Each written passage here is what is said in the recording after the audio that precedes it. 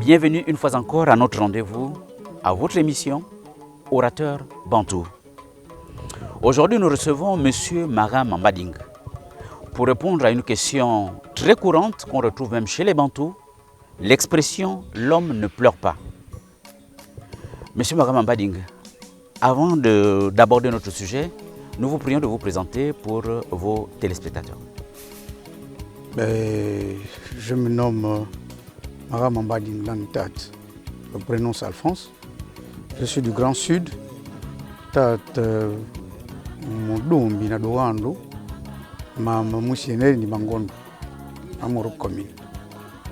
Merci Maram Mbading. Merci pour votre fidélité à ce programme. L'homme ne pleure pas. Que vous inspire cette expression dans le quotidien des Bantous que nous sommes? C'est tout simplement la puissance de l'homme. L'homme est puissant sur tous les plans. Il ne se permet pas de pleurer comme un enfant. Il y a des circonstances qui font en sorte qu'il ne pleure pas. Oui, mais est-ce que dans les citations bantoues, dans les proverbes, est-ce vous pouvez nous proposer une expression équivalente qui confirmerait effectivement cette affirmation? L'homme ne pleure pas. Dibal van dibal. Dibal aga muniango. Une expression équivalente en français. Voilà. L'homme reste un homme avec ses qualités et ses défauts. Mais l'homme, en tant qu'homme, petit h, ne pleure pas à n'importe quel moment. Une citation, je voudrais dire tout simplement, il est ce qu'il est, mais il est le roi de la famille et le maître de la famille. C'est d'abord lui qui doit réglementer, gérer et organiser toute une famille. Donc c'est pourquoi l'homme ne pleure pas. Et ça veut dire que lorsqu'on parle de l'homme, c'est l'homme avec grand H ou petit h? L'homme avec petit h, parce que grand H c'est tout le monde, oui. Y compris femme, compris, mais homme avec petit h, c'est le maître des lieux, c'est le maître de la famille, c'est le patron. Le patron ne craque pas à n'importe quel moment. Voilà. Est-ce que vous pensez qu'on peut mettre en équilibre l'expression « l'homme ne pleure pas » avec l'expression « la vie est un combat » ? Non? Oh, non, pas forcément. L'homme ne pleure pas, c'est psychologique. L'homme ne pleure pas parce que vous savez, quand un événement arrive, surtout un événement malheureux, tout le monde crie, tout le monde pleure. Mais à la minute, il peut crier, mais à un moment donné, il doit se ressaisir parce que c'est lui qui doit organiser, par exemple, ces funérailles ou ce problème qui vient d'arriver. Donc il ne peut pas se mettre à pleurer comme si c'était un enfant ou une femme. Oui, M. Maram Mbading, pour être vrai et réaliste, pensez-vous qu'il existe des hommes qui ne pleurent pas? Bien évidemment, tout se prépare. Voyez-vous, même d'autres ethnies, moi je me rappelle même dans mon village, lorsqu'il y avait, la circoncision, on préparait psychologiquement les jeunes. Je dis bien des jeunes, ce n'étaient pas des hommes en tant que tels, mais des garçons, pour faire en sorte qu'ils ne pleurent pas lorsqu'il y a circoncision. Donc c'est une préparation psychologique faite par les aînés. Donc tout est dans le cerveau. Et c'est toute une organisation qui est faite autour pour que l'homme ne pleure pas. Et cette organisation, je ne peux pas vous dévoiler ça comme ça, mais tout est organisé par les anciens. Ils vous préparent à gérer la famille sur tous les plans. Oui, l'homme ne pleure pas. Est-ce qu'on peut dire autrement qu'on voit rarement les hommes pleurer? Ben oui, on voit rarement. Parce qu'ils pleurent quand même, ce sont des êtres humains. Oui, ils pleurent, vous savez. Ouais, il est rare de les voir pleurer. Oui, mais vous savez, pleurer c'est un sentiment. Voilà. On peut exprimer ce sentiment en s'exorcisant ou en s'exprimant comme le font les autres. Parce que pleurer, c'est pas forcément faire couler les larmes. On peut pleurer dans son fond intérieur. Mais effectivement, l'homme fait couler les larmes rarement et publiquement. Parce qu'il s'est dit, s'il le fait, il va affaiblir les autres. Donc tout ce qui l'entoure, s'il se met à faire comme eux, ça signifie qu'il n'est plus patron de la structure, je veux dire patron de la famille.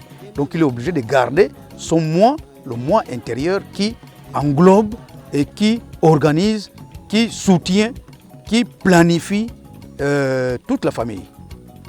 Et pour être plus pratique, M. Magama Mbading, dans quelles circonstances dit-on souvent que l'homme ne pleure pas? Les différentes occasions, les circonstances qui font en sorte qu'on affirme que l'homme ne pleure pas. Mais vous savez, je disais tout à l'heure que s'il y a un danger, Par exemple, oui. l'homme se permet de rencontrer, d'affronter ce danger sans pleurer. C'est après plusieurs analyses, qu'il peut se permettre de pleurer, mais il n'est pas obligé de le faire publiquement. Oui, vous avez cité ce cas. Quel autre exemple on peut citer aussi? Vous savez, je disais tout à l'heure, c'est un sentiment. Oui. Vous pouvez être là et vous sentez que c'est douloureux. Vous avez, je veux dire, un message à faire passer. Ça peut être un discours publiquement, parce que je l'ai déjà vu.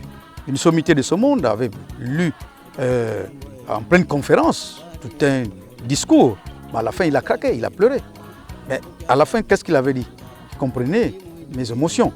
Donc l'homme n'exprime pas, ne démontre pas, ne publie pas parfois ses émotions. Il les garde en lui pour pouvoir faire en sorte que les autres ne s'affaiblissent pas. Exactement. Et c'est pourquoi on dit souvent que l'homme ne pleure pas. Mais l'homme il pleure, il a plusieurs manières de pleurer. Voilà, donc il est le dernier rempart. Même si c'est un deuil, il doit montrer toujours qu'il est le soutien. Absolument. Derrière tout le reste. Absolument. Voilà, donc les deuils, les circonstances difficiles. On peut aussi citer la maladie. Mais il y a les maladies. Vous savez, quelqu'un il sent. Je vous prends l'exemple de la circoncision, ou quelqu'un qu'on est en train d'amputer le pied ou le doigt, et parfois sans anesthésie. Mais il crie, il gronde, je veux dire, il rumine, mais il ne pleure pas. Il ne pleure pas, il ne fait pas couler les larmes. Mais il y a des gestes qui font en sorte que, pour ceux qui sont là, qui observent, constatent qu'il pleure. Mais il ne démontre pas cette douleur. Parce qu'il ne faudrait pas, s'il démontre qu'il est faible, alors tous ceux qui sont autour de lui vont s'affaiblir. Et s'ils s'affaiblissent, c'est toute la famille qui risque de prendre un coup. Voilà. Est-ce qu'on peut aussi peut-être insérer cette expression, l'homme ne fuit pas devant un danger, il a avec lui sa femme, ses enfants. S'il y a un danger, par exemple, on aperçoit un serpent, ce n'est pas lui qui devait fuir. Non, l'homme ne fuit pas. Vous savez, chez nous, en langue, on dit l'homme a ce qu'on appelle la gorge. Hein, vous savez, au niveau de la gorge, il y a une partie qui sort là. Et la femme n'en a pas ça. Et en langue, on dit Mouetorani Damam. Donc, l'homme voit d'abord avant de fuir. Affronte d'abord avant de prendre la décision. Or, la femme, il suffit d'un bruit. Il suffit d'un sifflotement. Elle commence à crier, elle commence à fuir. Or, l'homme affronte le plus souvent un danger avant de prendre la décision. L'homme reste l'homme. L'homme reste l'homme. Est-ce qu'on peut penser un seul instant que l'homme n'est pas très sensible? Non, l'homme est sensible. L'homme garde ses six sens. L'homme est sensible. Mais la sensibilité de l'homme, il ne peut pas l'extérioriser, comme je disais tout à l'heure. Il ne peut pas le démontrer. Voyez-vous, si vous prenez l'exemple simple, parfois vous appréciez une femme, mais vous n'êtes pas obligé de démontrer devant tout le monde que vous appréciez cette femme. Mais parfois, c'est la femme qui fait des gestes, qui fait, parce que défile devant toi plusieurs fois. Donc, l'homme n'est pas pareil. L'homme est organisé. L'homme, en principe, c'est ce que Dieu lui a donné.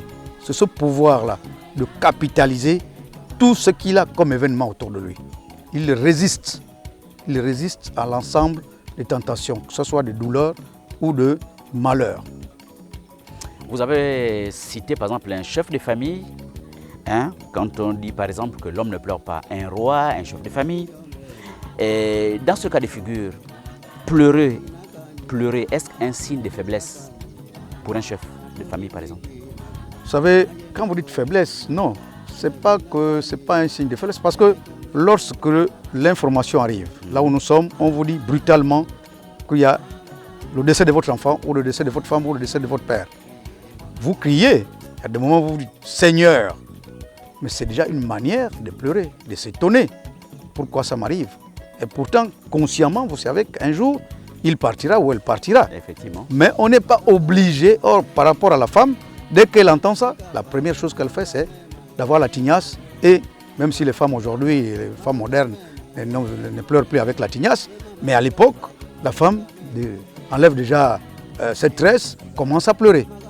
Or, chez nous, on ne le fait pas. Je veux dire, chez l'homme, on ne le fait pas. On résiste, on est là, on est calme.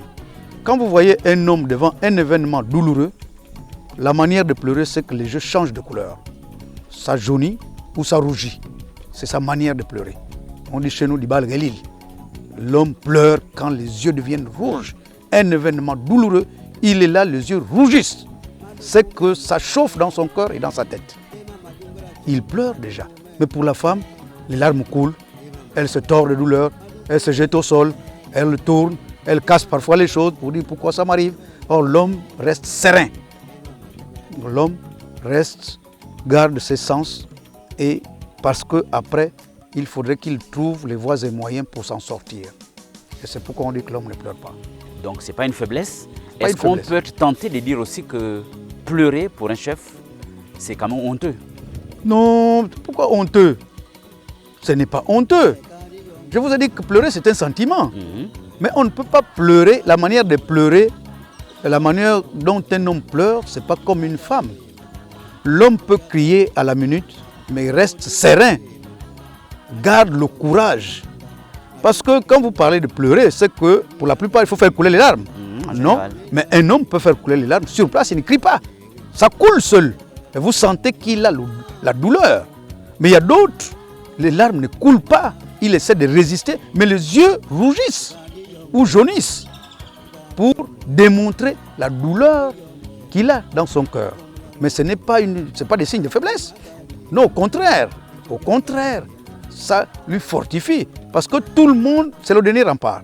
Tout le monde regarde. Vous savez, je vous raconte une histoire, une anecdote. J'ai perdu ma mère, il n'y a pas très longtemps. Mais tous mes cadets, tous mes neveux, toutes mes nièces m'attendaient parce que je n'étais pas sur place. Et quand j'arrive, tout le monde attendait parce que les gens avaient déjà pleuré. Mais lorsque je suis arrivé, écoute, je ne pouvais pas résister. Je suis tombé en sanglots. J'étais comme un détonateur. Tout le monde a crié. Et après, l'un de mes neveux est venu me voir pour dire « Ah, quand le baobab tombe comme ça, ce n'est pas bon parce que tout le monde s'est affaibli. » Voyez-vous, je ne pouvais pas résister. Mais je n'ai pas fait plus de 10 minutes. J'ai fait peut-être 1 minute et demie, 2. Mais après, il fallait que je me ressaisisse pour planifier l'organisation du deuil. Donc, ce n'est pas de signe de faiblesse. On est fait de chair. On est fait de chair. Nous sommes des humains. Nous sommes des humains. Même quand vous perdez ne fût-ce qu'un bic, il y a des moments, ça vous fait mal. Vous avez acheté ce bic-là et c'est un souvenir. Parfois, c'est un cadeau. Mais quand vous perdez, ça, quelqu'un l'a volé. Mais parfois, vous vous torturez de chagrin. C'est la même chose que l'homme. Mais l'homme reste un homme. Monsieur Magham Mbading, effectivement, vous avez cité les yeux rouges. Je voudrais reposer la question, si l'homme ne pleure pas, comment reconnaître qu'il est au bord des larmes? Vous avez cité déjà les yeux rouges. Mais c'est ce que je vous ai dit. Qu'est-ce qu'on peut encore citer pour montrer que, en sorte, pour reconnaître que celui-là, il est au bord des larmes, puisque l'homme ne pleure pas. Mais oui. Il est quand même dans une situation où il est touché. Vous allez constater que parfois il ne parle pas. Ouais. Et il est là, c'est-à-dire même si une mouche passe par là, il ne fait pas attention. C'est qu'il sort de sa peau. Il est dans le néant. Et c'est là que vous constatez qu'effectivement il est touché. Parce qu'il y a la sensibilité. Parfois, vous pouvez le blesser là, il ne sent plus. Il ne sent pas le mal.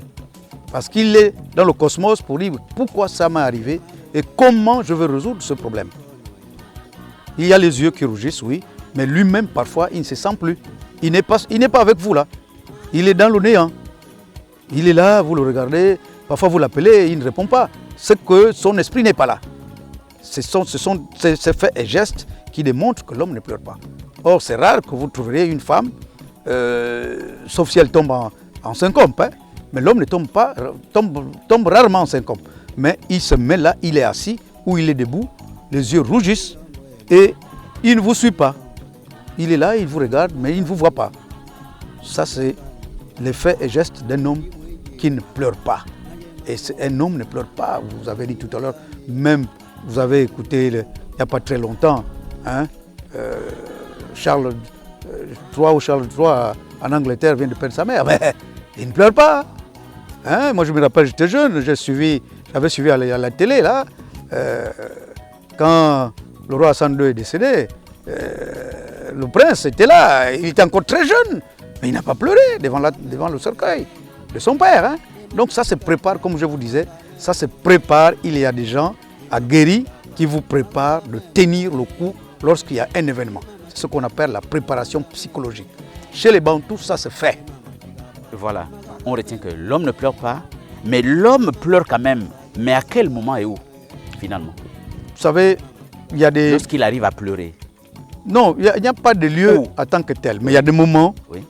Tout se passe publiquement, oui. Mais quand il rentre chez lui, je veux dire, il est dans ses appartements, il peut s'asseoir sur, sur son lit, il peut là craquer pour dire bon, je ne veux pas le démontrer publiquement, mais là je suis... Ce n'est pas lui qui décide, c'est, on appelle ça comment? Tout dépend de ce qu'il est et de ce qu'il avait comme attachement auprès, par exemple, de la personne qui est décédée. Lorsqu'il se retrouve dans sa chambre et se rappelle des bons moments qu'il a passés avec l'être qui est parti, il peut s'asseoir, ça peut être au salon, comme ça peut être dans sa chambre, ça peut être même dans ses vestiaires, hein, assis et pleurer. Je vais vous prendre l'exemple de la cigarette ou de la pipe. Quand il prend ça, c'est un signe de résistance, parce que ça fait partie de la résistance. La cigarette, ça fait partie de la résistance. La pipe, ça fait partie de la résistance. C'est ça l'homme. Parce qu'à l'époque, quelqu'un qui a sa cigarette, le plus souvent c'était sa pipe, il a sa pipe, il est là, il envoie le soufflet de temps en temps. C'est pour essayer d'évacuer parfois ce qui est un peu plus difficile à extérioriser publiquement.